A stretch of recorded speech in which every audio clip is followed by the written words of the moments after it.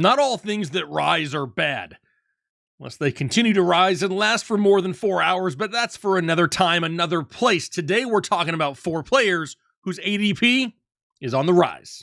Yeah. Analytics off the chain, other channels not the same. Jake and Kyle, you know the name. Headliner Nation, we running the game.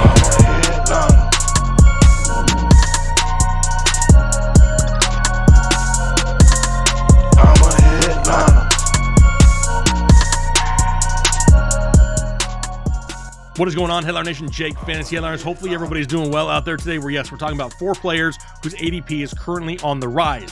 Does their potential production match what their current ADP could be? That's what we're talking about here in just a few minutes. Before we get into these names, though, I want to make sure I set a like goal of, let's say, 650 likes on this video. If we hit 650 likes on this video, I'm going to give a free draft guide to somebody who leaves a comment down below in the comment section. So go ahead and hit that like button now. But maybe you want your draft guide for free as well.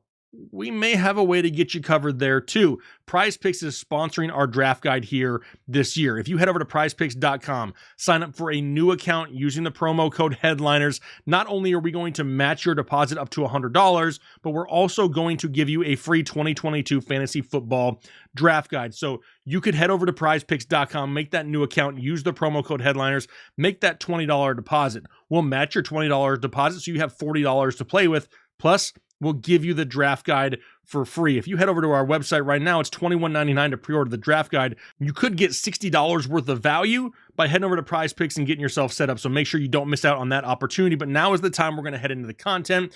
And the first player we're going to be talking about is going to be somebody who I've been pretty high on for like a year and a half now, and it's not going to change in 2022. It's the Chicago Bears wide receiver, Darnell Mooney. Now, with Mooney, he kind of appears just to be the guy, right? He's going to be the man in Chicago, at least here for the near future in 2022.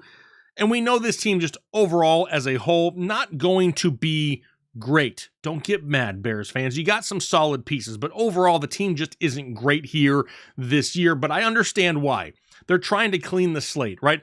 Clear out the Matt Nagy era. Nobody wants to remember the Matt Nagy era for the most part, and Justin Fields is no different. He's going to have himself an uphill battle here to find any success in 2022. He has arguably the worst offensive line protecting him, and he has hands down the worst wide receiver room in all of the NFL. Listen to the guys in the locker room at the wide receiver position alongside Darnell Mooney. Equanimeous St. Brown. Byron Pringle. You're probably saying, man, I remember Byron Pringle. He wasn't half bad in Kansas City. He had Patrick Mahomes throwing him the football. Then you got Tajay Sharp, Dante Pettis, Velus Jones Jr. I mean, come on. This is an absolute cluster if I've ever seen one. Now, when you look at Darnell Mooney, we've seen flashes, right? But we haven't seen huge production. A lot of that has to do with him still splitting targets last year with Allen Robinson. In fact, he had 9 games to Darnell Mooney in 2021 in which he didn't even run 30 routes. That's just not what we're going to see this year. There's going to be a lot more involvement with Darnell Mooney. He, in fact, finished top 12 among all wide receivers in targets and target separation. So even last year, he's still getting volume and he's getting open. Now he's going to get more opportunity, could lead to huge production. When you add in the fact that the Chicago Bears just aren't any good and they're going to have to be playing from behind and throwing the ball even more, it just further gives you that likelihood that we could see a whole lot of Darnell Mooney. But he's not just a deep threat. Now, he is a deep threat. Don't forget, this dude has 4.38 speed. He can take the top off of a defense, but his hands are also pretty good, and he can really capitalize on those underneath routes. Would not surprise me to see him take 7-yard slants to the house this year. Now, is that something we can really count on weekly? No, but at least he's going to get the opportunity to do it more often here in 2022. He's currently sitting at wide receiver 31 overall, right around the 7th round of drafts or so. So when you look at that, could Darnell Mooney be your wide receiver 2 or your wide receiver 3? 100%. Do I hate him as your number 2? I don't love it, but it depends what you did at the start of your draft. Did you go heavy running back? Did you secure a top tier tight end? Whatever else you did you also find a super solid wide receiver early? And now you have that good foundation and you can kind of risk it a little bit with Darnell Mooney. Then all of a sudden, I don't hate it because there's guys later in the draft, Christian Kirk, Devontae Parker, some guys we've talked about here already this week that can kind of give you that stability to fill out your roster and give you some added depth. So as of right now, I'm still going full Mooney. I don't know how high his ADP is going to go. If it goes earlier than the 6th, more than likely, I'm probably not going to own too much of it, but it's just a name to pay attention to. How about Hollywood? Marquise Hollywood Brown. Now, I think a lot of people can look at this and just say, man, this is just tied to the suspension of DeAndre Hopkins. And while that's true, that's not entirely true. I mean, something can really be said for NFL players getting to play where they want to, with who they want to, right? And Hollywood wanted to be in Arizona. He wanted to go back and play with his college quarterback, Kyler Murray, because don't forget, in college, Hollywood Brown was kind of like a thing. 1,200 yards and 8 touchdowns in back-to-back years at Oklahoma. It's not like he was just good in college and then came to the NFL and sucked either. Just last year with the Baltimore Ravens and Lamar Jackson had 146 targets, 91 receptions, 1,008 yards, and 6 touchdowns in what some would call a run-heavy offense in Baltimore. Now he goes to Arizona. I'm not going to sit here and sugarcoat it. Kyler Murray delivers a better ball at this point than Lamar Jackson. I'm not trying to bash Lamar Jackson, but the quality of targets coming from Kyler Murray is going to be an upgrade there for Hollywood Brown. He just delivers a more catchable ball, right? He finished 10 spots higher than Lamar Jackson did Kyler Murray in catchable target rate, but it's the deep ball. Those deep balls that Kyler Murray really excels at, and that just plays into the hands of Hollywood Brown. Now, Kyler Murray finished top 10 in deep ball attempts and deep ball completion percentage. The defense, not overly great in Arizona. They could also, in that division especially, have to continue to throw the ball a lot. We've seen that in years past, and it's not going to change now. Marquise Hollywood Brown is definitely going to get a bump those first 6 weeks that we don't have DeAndre Hopkins. But once Hopkins, rejoins the team, I'm not falling off the Marquise Hollywood Brown bandwagon at all. Not just because I'm an Arizona Cardinals fan, but the chemistry he has with Kyler Murray is going to lead to those opportunities that, at worst, is going to be what he had in Baltimore just last year. The scoring opportunities will be there. The deep balls are going to be there. Hollywood Brown could definitely outsurpass where he's currently going, which as of right now is all the way up to wide receiver 28. Could I see him finishing top 15 at the position by the end of the year? I really could. I don't think it's that big of a stretch. As long as he doesn't go much higher, love Hollywood Brown here this year. What about, we can't really talk about Hollywood Brown going to Arizona and not talk about the guy who is directly impacted in Baltimore, and Rashad Bateman, who as of right now is up to wide receiver 33.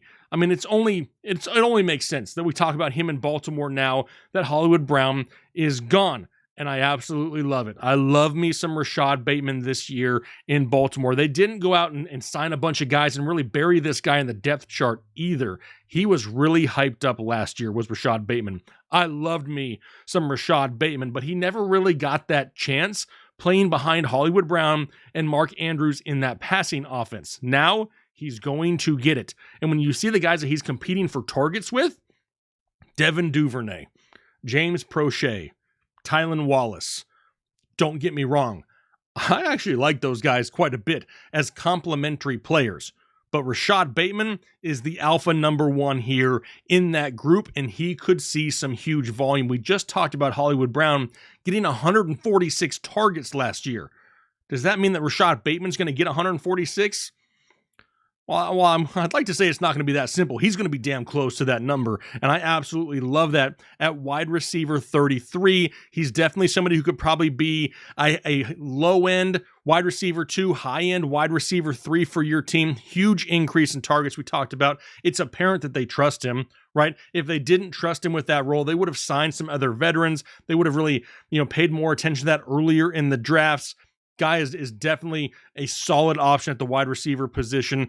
He only had one game all year up until week 15 that he played in 70% of the snaps. So don't look at just last year's box score and be like, guy's not that good. With the opportunity that he could see this year, some big numbers could be improving, especially at wide receiver 33. I don't hate it whatsoever. Lastly, let's talk about a running back. How about Travis Etienne? Now, Travis Etienne is currently running back 22 as of right now, and he's climbing. Now, the Jaguars spent so much money in free agency, yet I'm still not convinced that the biggest addition back to their team here in 2022 is getting Travis Etienne back and active in this offense. He's a big-time playmaker with a nose for the end zone, but he is coming off a Lisfranc injury. We know James Robinson has a torn Achilles in season last year. He's going to be a little bit more of a stretch leading up to 2022. But here's what makes this difficult. You got a guy coming off the season-ending injury in Etienne. Right now, he's going in the late 5th, early 6th round or so. And he's surrounded by guys like Josh Jacobs, Elijah Mitchell, Damian Harris. In my opinion, I feel a little bit safer with those guys than I do with Travis Etienne. So as of right now, it may be slightly higher than what I want to pay, but that can always change here in the coming months. If he falls after these guys, all of a sudden, Travis Etienne definitely becomes an option. But I also don't want to make it seem like he's just going to go out there and get crazy huge volume. It's going to depend what we see from James Robinson and his return. Can he return to form here in this offense? Does he really not be able to overcome that torn Achilles? And do we see a whole lot more Travis Etienne? Remember, this is a below average team overall with a potentially shared backfield. They added pass catching weapons at the wide receiver position, so it's not like it's just Travis Etienne. But here's what I like to do. When there's an injury involved and I'm really kind of on the fence, I figure I should just do what we do best. I reached out to the doc and I said, listen, this is everything I have on Travis Etienne as of right now. How do you feel about it? And here's what the doc had to say. I don't hate it. He should be healthy. Gee, thanks, doc. A man of very few words, but straight and to the point. He doesn't hate the current draft position, and he expects him to be healthy. So this is kind of where it comes down to personal preference, right? Me, personally, I said a little bit earlier, I prefer the Josh Jacobs, Elijah Mitchell, Damian Harris's of the world over Travis Etienne. If the guy falls in your draft, then absolutely he's somebody that I'm paying attention to. But honestly, his ADP's risen maybe just a little bit too high for me at the time of this recording, just a name to pay attention to. And if he falls, that's when he becomes a little bit more valuable and a little bit less risk associated to where you're going to be drafting him. But just like we always say, right, everybody has value in your fantasy football draft. There's a sweet spot that everybody should be going at, right? We really want to avoid overpaying for a player. We really want to try to capitalize on guys that can outperform their ADP and where we're drafting them. So we have to make sure we're super smart. It's one of the most important things in fantasy football, and that's why we want to get you a draft guide. So head over to fantasyheadliners.com and get yours today so you're set up to dominate here in 2022 fantasy football. We've done it for a few years now and get nothing but great feedback. Looking forward to doing that here. Once again, it drops in like 5 or 6 weeks. July 1st is when it's scheduled to drop. So right around the corner, make sure you get yours today. But let me know what you think about these names. Are you excited about these names? Are you not excited about these names? Leave it down below in the comment section. Are there some names that maybe you're focused on late in your fantasy football drafts? I would love to see who those guys are. Maybe there's some guys that are a little bit low right now that are currently rising that you're paying close attention to. That's what we really want to talk about to find out where that value fits in so you make a good decision on draft day. But for now, hopefully you guys have a great rest of your day, a great week. We'll talk to you later.